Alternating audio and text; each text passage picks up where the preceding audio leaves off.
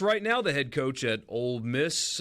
Big game, or I say an important game for especially our friends on the Mississippi Gulf Coast, Coach. And I would like to start there with you. Southern Miss on Saturday, and away from home, but still in your home state. How does a game like this come about, where you're playing in Mississippi and it's a neutral site against a program like Southern Miss, who's playing good basketball as of late as a program? How does a game like this come about? Yeah, I think twofold. One, it starts with my relationship with Jay Ladner. We've been coaching friends for years. We've competed against his teams before we were at Ole Miss. I think it's the right thing to do for basketball in the state of Mississippi. Two programs having a chance to play and kind of a neutral site in Biloxi, I think makes a lot of sense for both programs. But probably more important than even Ole Miss and Southern Miss is, what's right for the game of basketball in Mississippi. So I hope these games continue in the future. Yeah, and a lot of, it's a big population center in this state, and it's a really long way from home. I mean, a many-hour drive. A lot of your fans down there on the coast don't get to see your team as much as they'd probably like. So picking up and going to them, I think, quite frankly, is a really cool thing that you guys are doing. Yeah, exactly. We think one of the responsibilities of being Ole Miss is to try to play games convenient for all of our alumni and fans. We've got a lot of Ole Miss graduates in the coast. I've also got some people that are just enjoying being on the coast in a good December weekend. And I think the same with Southern Miss. They've got a lot of alumni and fans right there in that area too. So just encouraging anybody that hasn't got their tickets yet. Tickets are still available. Game's at 3 o'clock tomorrow in the Coliseum. So we hope to have a great attendance on both sides of the game. And you mentioned your respect for Coach Ladner. What can fans expect from your opponent on Saturday? What do you see out of this team? Yeah, I think Jay's teams always start with a defensive identity. This year's team, they've got a lot of kind of positionless players. 3 or 4 guys around 6'7", 6'8" that can do a lot of different things. Jay's teams always have a discipline on defense and do a good job on offense. So there'll be a lot of challenging parts of this game for us. I think Southern Miss is good this year, so it'll be a good test for our team. Let's go back a few games, actually. You went to your team picked up and went to San Diego, and you played in what felt like they felt like tournament games with BYU and Purdue, both of them coming down to the wire, overtime, last-second kind of games. What did you learn about your team through that experience, picking up, going on the road, playing on back-to-back nights like that against quality opponents like the two of them? Yeah, I would agree with you. Definitely think that BYU and Purdue have chances to be NCAA tournament teams this year. So that was the opportunity we were looking for in our Thanksgiving week tournament. We try to play great competition each year in those tournaments. Learned a lot about our teams. Some of the things that we thought could be parts of our identity this year showed up. And certainly those type games, you can discover some weaknesses too, some things you got to work on. So, college basketball in the month of November and December, I think any coach would tell you we're just trying to learn more about our team as conference play nears. But certainly Thanksgiving week, having those 2 games, and then also at Louisville that same week, it was a big opportunity week for our team. Well, what is something that you mentioned learning about your team, that you have learned about your team that you didn't expect? Yeah, that's a good question. I think, we knew we had some offensive talent on this team with some transfers. We've got 5 or 6 guys on our team that were the leading scorer on their teams last year. And we set this thing up to try to be an offense that improves throughout the season as guys continue to learn how to play with each other. I don't know if it was a surprise, but we are pleased with where our guys are in terms of their mentalities, trying to move the ball, trying to play unselfish offense. I think defensively, we're going to have to be a unit that plays together. We don't have that one dominant rebounder, that one dominant defender. But I think when our 5 guys play as one, when we play as a team on defense, I think we've shown in this early season that we can get a lot accomplished. So those are things that we're just trying to continue to develop our team, which I'm sure Southern Miss is doing the same. Jamin Brakefield, a veteran player, played a lot of college basketball in his career, been a veteran of your program as well. What went into the decision to bring him off the bench, and how did he himself handle that decision?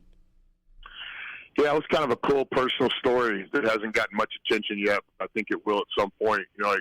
We basically have 7 starters on this team. And so probably more important than the starting lineup is how these guys play together and who finishes the game. that was actually Breakfield's idea himself. He came to us a couple of days before the season started and just said, "Hey, Coach, I don't care who starts. I'm just more concerned about us winning." You know, Breakfield's done a lot in college basketball. His individual resume kind of speaks for itself. Was a really good player for Kermit and was a really good player for us last year. So I think, Break's heart's in the right place. And, all good teams, you have to have that selfless, that kind of unselfish attitude from different players. That was actually Breakfield's idea.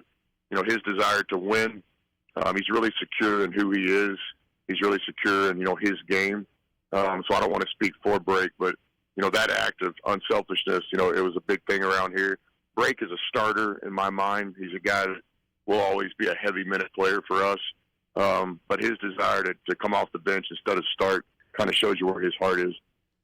One of my favorite Mike Tyson quotes is, of all people, is everybody's got a game plan until they get punched in the mouth. What is that like from a basketball perspective, and especially your rotations, talking about Breakfield coming off the bench, minute distributions?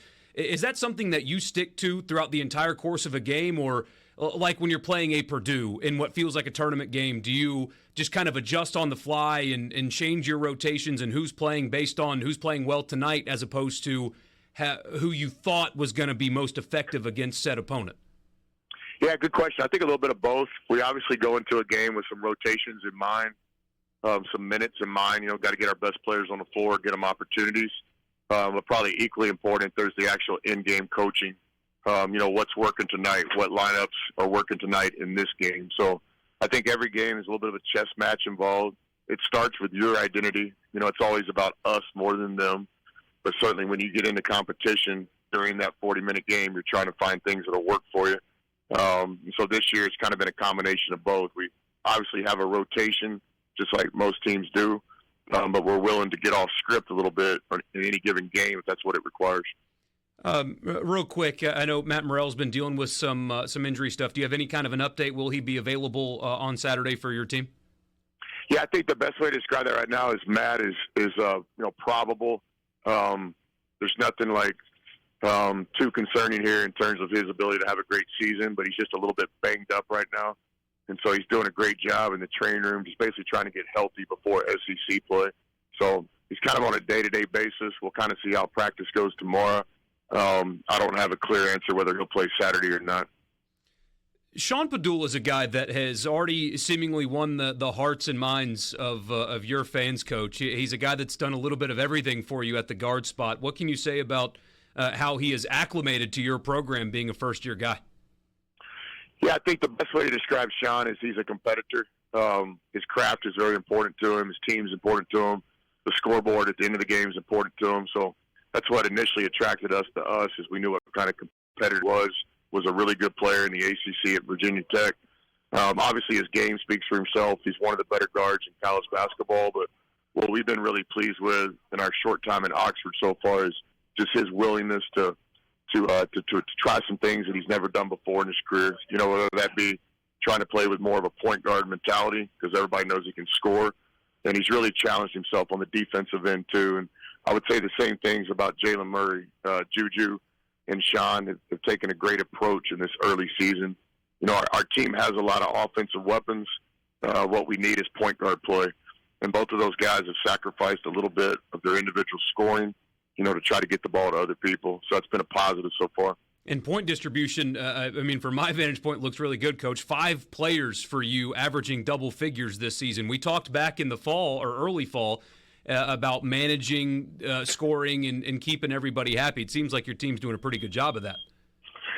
Yeah, I would agree. That was always kind of a design. Our better teams over the years have had 4 or 5 guys in double-figure scoring on any given night. And this year's stat sheet, although it's early, kind of reflects that. We don't have a goal of having the leading scorer be the same guy every game. We really try to kind of win through strength in numbers and balance. And so far this season, although it's early, the guys have really bought into that. Coach, thank you for your time. Wish you continued success